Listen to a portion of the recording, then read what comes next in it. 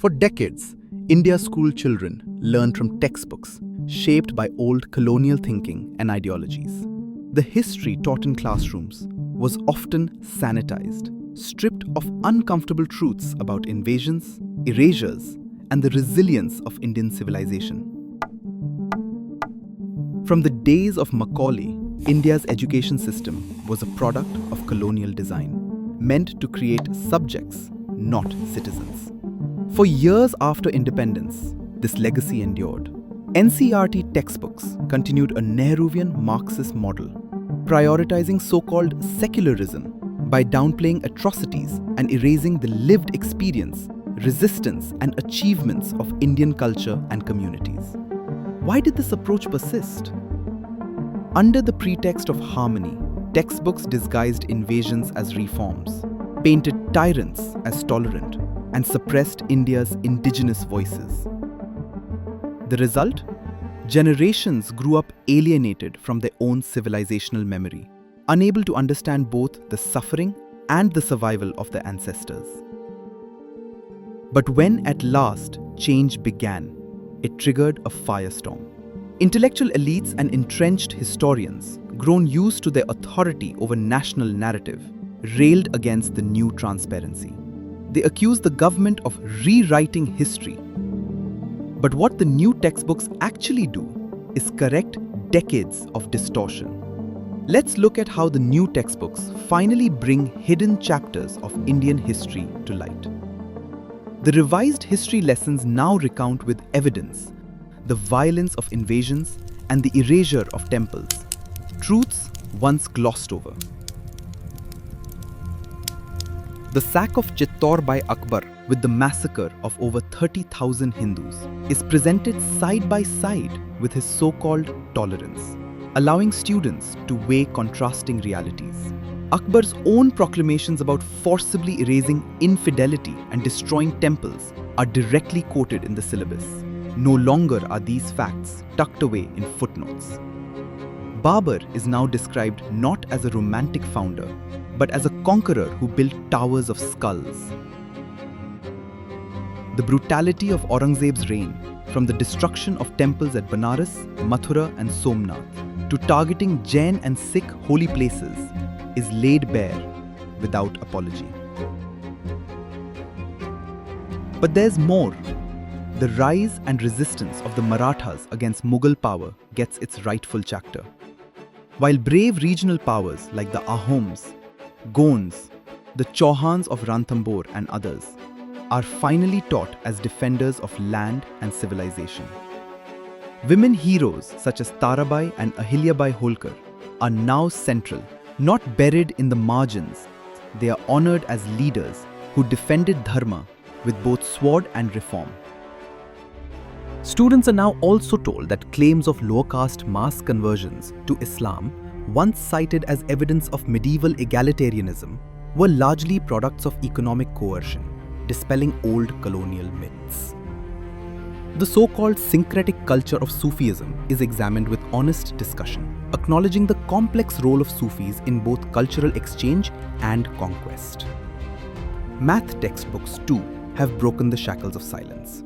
Instead of focusing only on imported names, students now encounter the brilliant minds who made India a mathematical powerhouse centuries before the West. The concept of zero and the decimal place value system is directly traced back to ancient Indian thinkers like Brahmagupta and Aryabhata. Accounts of Aryabhata's calculation of pi and innovative methods to measure planetary motions are presented not as trivia but as foundational mathematics. Chapters introduce Srinivasa Ramanujan not as a mere Indian mathematician, but as a titan whose infinite series and number theory changed the world.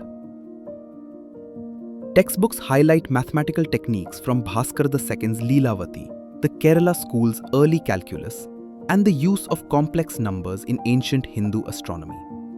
Fundamental breakthroughs born on Indian soil and now taught in their rightful context.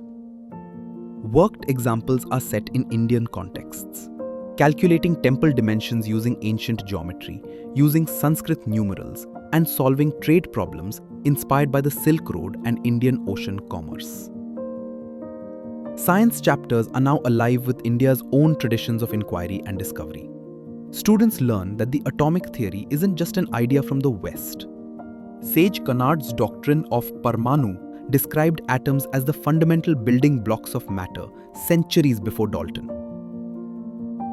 The breakthroughs of Ayurveda, such as the concept of Tridosha, three humors, surgical procedures recorded in the Sushruta Samhita, and early inoculation against smallpox are included alongside modern medical advancements.